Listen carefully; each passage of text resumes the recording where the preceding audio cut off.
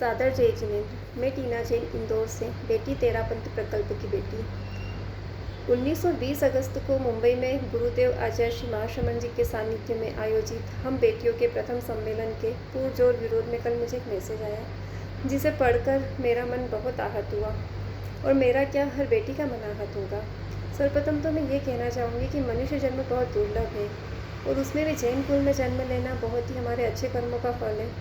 तो फिर हम अपने जैन आचार्य भगवंतों के प्रति षड्यंत्र, दुर्भावना जैसे शब्दों का प्रयोग कर किस गति में जा रहे हैं, विचारणीय है। रही सम्मेलन की बात, तो हमारे इस सत्र को लगभग 1 वर्ष पूर्ण हो चला है। हर सत्र में, हर वर्कशॉप में हमें कुछ बहुत अच्छा समझाया गया है, सिखाया गया है। जैसे हमारे परिवार में हम कैसे सामंजस्य बिठाएं, कैसे सौहार्दपूर्ण माहौल क्रिएट करें, हमें ये सब बतलाया गया है। कभी भी वर्कशॉप या सत्र में हमें ये नहीं कहा गया है कि आप तेरापंथ धर्म अपनाइए, अपना आप धर्म परिवर्तन कीजिए या कैसे घर में कलह हो ऐसी बातें कीजिए, हमें कभी नहीं समझाया गया है। मुझे आज भी याद है कि जब हमारे इस प्रकल्प की फर्स्ट मीटिंग थी, गेट टुगेदर, मतलब जितनी भी बेटियां जुड़ी थी, ऐसा लग रहा था मानो वर्षों सालों बाद हम अपने पीहर में आई हैं और पीहर वाले हम पर भरपूर प्यार लुटा रहे। सबकी आंखें इतनी सजल थी, मतलब इतने भावुक हो रही थी।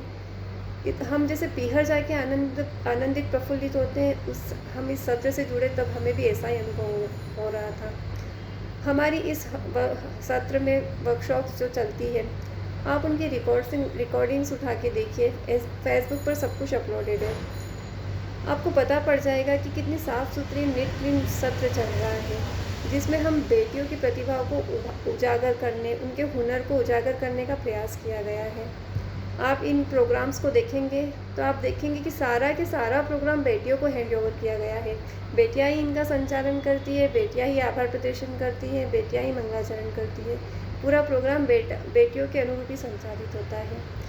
तो बेटियों को जहां हमें एक ऊंचाई देने की कोशिश की जा रही है, जहां हमें एक मंच दिया जा रहा है, जहां हमें सौहार्द, समन्वय और स्नेह की सारी कैसे सब कुछ संस्कार वगैरह सब सिखाए जा रहे हैं, कभी हमें इन सत्र में गलत नहीं सिखाया गया है। कभी किसी बेटी को ये नहीं बोला गया है कि आप तेरापंथ धर्म में आ जाइए।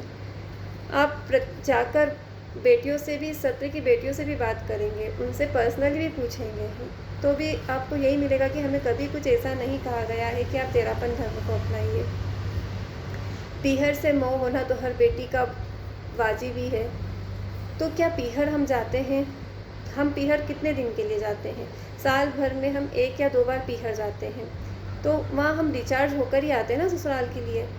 तो हम जब पीहर जाते हैं तो क्या हम अपने ससुराल के प्रति रिस्पॉन्सिबिलिटीज़, अपने रिश्ते नाते धर्म को छोड़कर जाते हैं क्या पीहर? और क्या ऐसा थोड़ी ना कि हम पीहर में ही रह जाते हैं।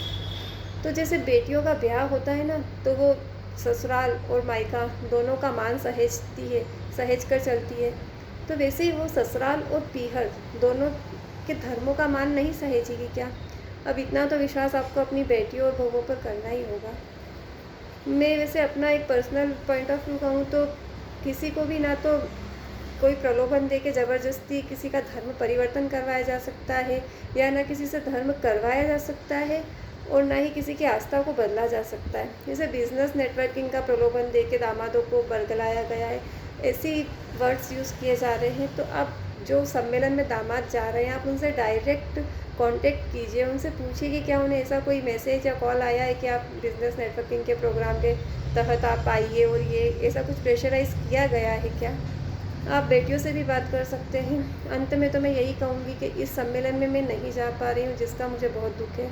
लेकिन किसी को भी इस सत्र से आपत्ति है ना, 19-20 अगस्त को टाइम निकाल के मुंबई में पहुंचिए और अपने आँखों से वहाँ का सब कुछ देखिए, वहाँ क्या हो रहा है, क्या क्या समझाया जा रहा है। फिर कुछ अपनी राय, कुछ उंगली उठाइए। बाकी यह सब गलत है। मुझे नहीं लगता कि अपने धर्माचार्यों पर इस तरह उंगली उठाना चाहिए। बाकी और मेरी किसी बात से किसी को ठेस लगी हो तो मैं माफ़ी चाहती हूँ। जय जिनेंद्र।